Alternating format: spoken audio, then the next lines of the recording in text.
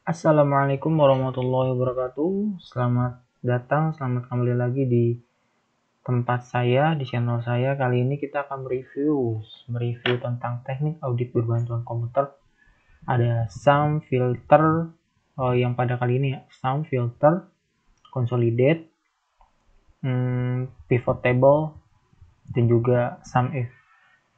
Pertama-tama dari yang paling utama, kita coba dulu ini datanya mau ngapain nih, karena ada banyak nih. Kita matiin dulu coba. Cara mematikan filter. Klik data, filternya mati. Coba kalau saya kasih pertanyaan. Berapa saldo kursi makan? Jawab dengan setengah detik. Nggak bisa. Setengah menit. Apakah kalian mengsum gini? Sum? Enggak. Cara yang paling cepat adalah ketik filter. Habis itu, karena kita hanya mencari saldo kursi makan, klik select all-nya di uncheck, kemudian kursi makan. Sudah ketemu nih. Nah, kita cara mencari saldonya gimana? Apakah sum gitu? Sum boleh. Tapi ada cara yang lebih cepat, yang makan kita mengenali karakteristik data integration. Kita mengenali karakteristik itu, data itu seperti apa sih.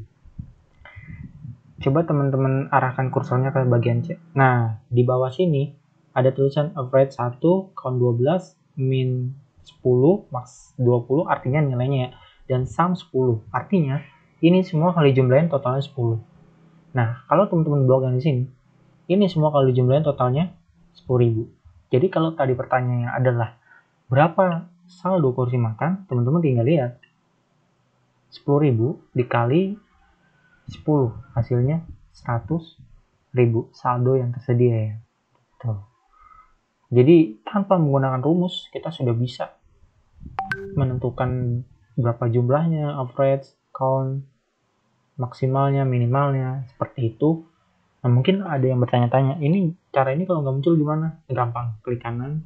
Nah, ini uncek. Nah, dalam setengah detik ya, nggak nyampe sedetik, kita bisa dapat data berapa, minimum, maksimum, sum, count, average, 5 data. Ini cocok sekali buat teman-teman yang nanti kalau pas ujiannya nggak usah pakai rumus. Coba kalau kita mau lihat, cari lagi berapa kursi putar. Nah, udah ketemu kan? Oh, dia jumlahnya 5 yang tersedia. Oh, 10.000 saldonya. Kalau apa tadi? Meja belajar. Tinggal diganti-ganti aja. Oh, berarti cuman jumlahnya 2. Oh, yang ending inventory-nya 6.000. Oke.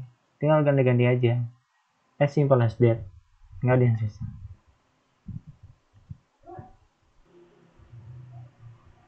Nah, ini semua namanya inquiry atau menanyakan sesuatu.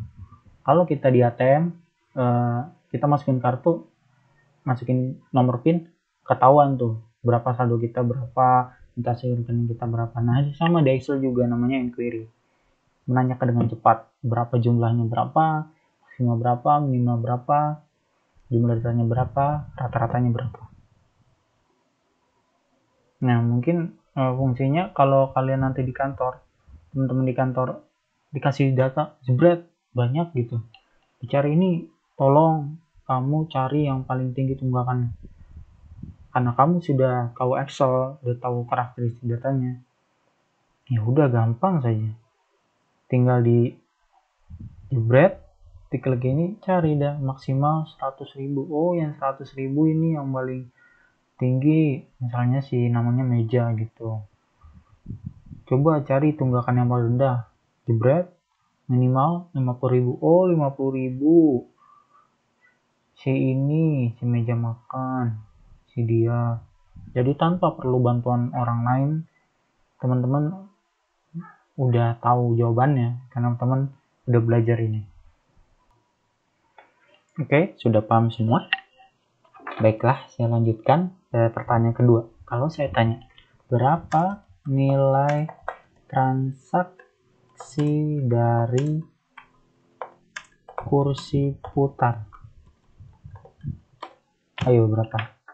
Gampang aja. Kita cari, filter lagi. Kursi putar.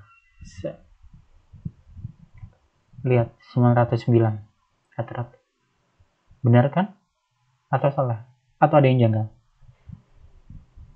Coba di pause dulu. Di pause dulu video ini dan kemudian pikirkan apa yang salah. Ya, baik. Yang salah adalah yang saya tanyakan kan nilai transaksi.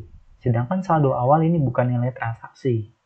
Saldo awal ya beginning balance, ya udah itu bukan transaksi dia. Transaksi dia adalah penjualan dan pembelian. Jadi gimana nih? Jadi kita hapuskan dulu yang saldo awal. Jadi tinggal penjualan dan pembelian. Ada berapa? Ya, minus rata-rata ya. Minus 2000 transaksi. Oke, itu adalah uji ketelitian. Kalau yang pertama tadi adalah uji keterampilan menggunakan alat. Nah, dalam 6 menit ini kita udah belajar dua hal. Pertama, uji menggunakan alat. Kedua, uji ketelitian dan kecermatan.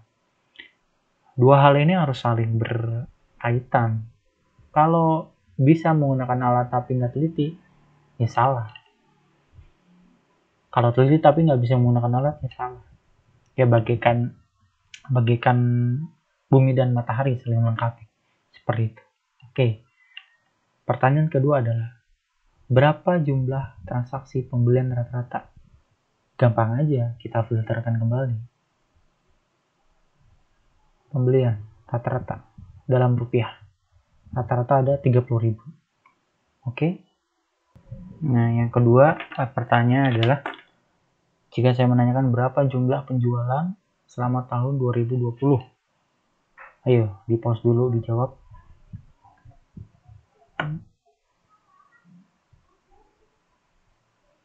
Selama tahun 2020 ya, bukan 2021. Oke, 2020. Set. Berapa penjualannya? Set. Ya, dalam unit adalah 122 telah terjual selama tahun 2020. Nah, untuk reminder aja, kalau misalkan suatu keadaan itu udah masih dalam terfilter, di sini masih ada biru-biru nih. Biru-biru berarti masih ada yang terfilter nih. Kali ini kan enggak. Oh, ini berarti harus select all dulu biar dia nggak ke filter. Maka jangan sampai double filter, nanti hasilnya jadi nggak akurat nih. Select all. Nah, akan jadi putih semua nih. Jadi perhatikan ketelitian dan kecermatan. Oke, pertanyaan kedua adalah, berapa saldo awal kursi putar? Teman-teman bisa sambil ngecek juga. Saldo akhir penambahan kursi putar, pengurangan kursi putar, dan saldo akhir kursi putar. Pertanyaan ini harus bisa teman-teman jawab dalam waktu 30 detik. Silakan di pause terlebih dahulu. Caranya gampang ya. Berapa saldo awal kursi putar? Oh, kursi putar tinggal di sini, klik. Berapa saldo awal kursi putar? Select all, saldo awal. Oh, saldo awal 30.000. Nah, berapa penambahannya? Penambahannya berarti pembelian kan? Ya, logika kita jalan, penambahan pembelian. Ini masih di filter nggak? Oh, enggak.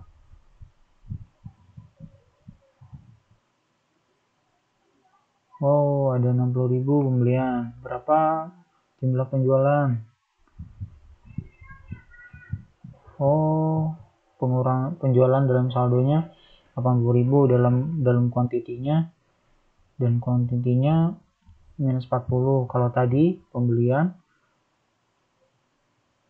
kuantitinya 30. Nah, coba sekarang pertanyaan, berapa saldo akhir, berarti seluruhnya ya, seluruhnya.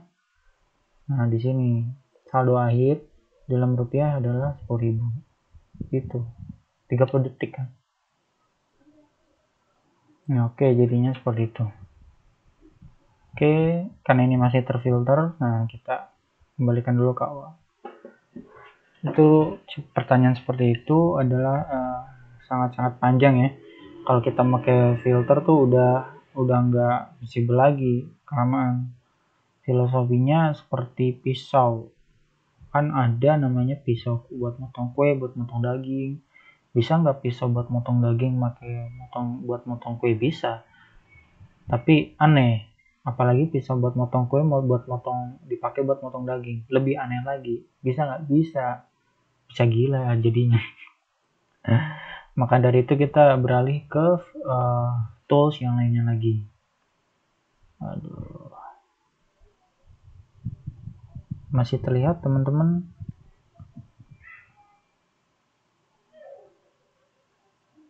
Kita beralih ke tools lain lagi, buat sheet baru. Terus klik sheet di sini, saya warnain kuning. Terus saya pilih insert. Saya pilih data, dan setelahnya saya pilih consolidate. Nah, di sini ada tulisan reference. Reference ini mengarah ke yang mau mana kita ambil datanya. Nah, kita mau ambil data toko A misalnya. Kolom B, C, dan D. Kemudian kita add top row, top left, dan OK. Nah, teman-teman sudah melihat datanya. Ini adalah data saldo akhir. Kursi makan 10.000, kursi putar 10.000, meja makan 27.500, meja belajar 6.000. Ini adalah quantity juga saldo akhirnya. Seperti itu ya. Oke, itu namanya adalah consolidate.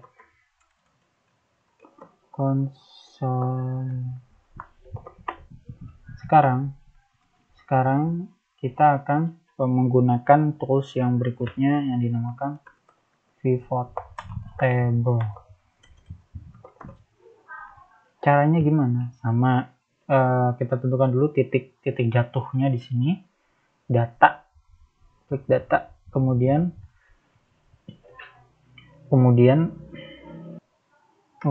kita klik insert. Kalau data itu buat consolidate ya, jangan lupa ya, kita klik insert.